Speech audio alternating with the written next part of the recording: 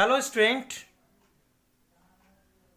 मैं प्रजापति सर आज class 10 agriculture में major crops of food in India में आज हम लोग बात करेंगे दो ऐसे फूड नॉन फूड क्रॉप्स जिसका प्रयोग हम लोग कॉमर्शियल पर्पस के लिए करते हैं। इनको हम लोग लगाते हैं, इससे रॉ मटेरियल प्राप्त करते हैं और इससे फिर उत्पादन के लिए कच्चे माल प्राप्त किए जाते हैं और फिर पैसे कमाए जाते हैं। तो आज हम लोग दो नॉन फूड क्रॉप्स के बारे में जो पढ़ेंगे वो है कॉटन। कॉटन कपास एक टाइप ऑफ क्रॉप्स में खरीफ क्रॉप्स है। Temperature 21 degree Celsius to 27 degree Celsius and 210 frost free days. That means कि 210 पाला रहित दिन का होना बहुत ही जरूरी है। अगर ये तापमान है तो कॉटन के क्रॉप्स अच्छे होंगे, अगर ये तापमान नहीं है तो कॉटन के क्रॉप्स उतने अच्छे से नहीं हो पाते। रेनफॉल की बात करते हैं। रेनफॉल में 50 से 80 centimetre, that means 50 to 80 centimetre and well distributed means कि समान रूप से वितरित वर्षा होना चाहिए। रेनफॉल में वेल डिस्ट्रीब्यूटेड मीन्स समान रूप से वितरित वर्षा होना चाहिए, तभी जाके फसल अच्छे से ग्रो कर पाएंगे। सॉइल में light soil, well drain alluvial soil and black cotton soil means हल्की उचित जल निकास वाली जलोढ़ मिट्टी और काली मिट्टी। तो ये सारे जो टेम्परेचर, रेनफॉल, सॉइल के लिए सबसे फेवरेबल स्टेट कौन है जहां पर ये सारे फसल कॉटन क्रॉप्स को लगाए जाते हैं?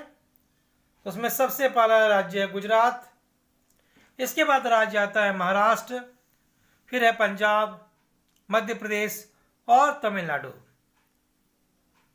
आपको एक और भी सुन के खुशी होगी कि India is the third largest producer of cotton. India जो है तीसरा उत्पादक देश है विश्व का। अब हम लोग बात करेंगे एक जूट क्रॉप्स के बारे में, जो एक कॉमर्शियल क्रॉप्स है, जो कमर्शियल पर्पस के लिए लगाया जाता है। इससे रॉ मटेरियल प्राप्त करने के बाद से फिर हम लोग फैक्ट्री में इससे रिलेटेड वस्तुओं का मैन्युफैक्चर करते हैं और बेचते हैं और पैसे कमाते हैं। तो जूट के लिए टेम्परेचर की बात करें तो 27 to 34 डिग्री सेल्सियस। सॉइल में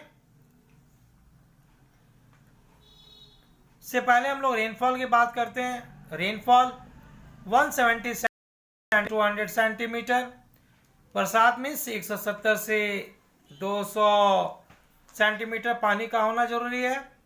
और मिट्टी जी की बात करें तो alluvial soil found in flood plains and deltas of river means कि नदियों की डेल्टा तथा बाढ़ वाली समभूमि में पाई जाने वाली जलोढ़ मिट्टी में इसकी खेती की जाती है। तो अब इसके लिए फेवरेबल क्लाइमेट वाले स्टेट कौन कौन से हैं? तो उसमें हम लोग सबसे पहले देखते हैं वेस्ट बंगाल, बिहार, उड़ीसा, असम। ये सारे फेवरेबल क्लाइमेट वाले स्टेट है जूट के लिए। और सबसे खुशी की बात है कि West Bengal is the largest producer state of jute. मैंने अगर भारत में सबसे ज़्यादा अगर जूट का प्रोडक्शन होता है तो वेस्ट बंगाल में होता है। तो आज हम लोगों ने दो क्रॉप्स को पढ़ा जो नॉन फूड क्रॉप्स है, जिसका प्रयोग जिसकी खेती हम लोग कमर्शियल पर्पस के लिए करते हैं। कल हम लोग बात करेंगे टी एंड कॉफी के बारे में।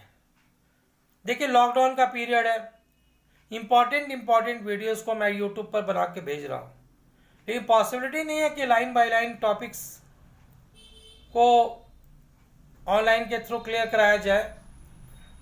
क्योंकि नेट्स कनेक्शन की प्रॉब्लम है, डाटा डाउनलोड होने में भी समय लग रहा है, इसलिए इम्पॉर्टेंट टॉपिक को वीडियो के द्वारा बताया जा रहा है। कुछ असाइनमेंट को व्हाट्सएप पर भी भेजा जा रहा है।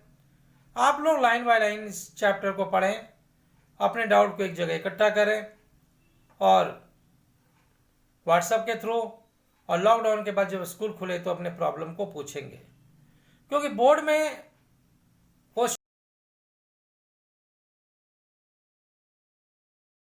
क्वेश्चन बेस के आते हैं, जिसके लिए आपको चैप्टर को पढ़ना बहुत ही जरूरी है।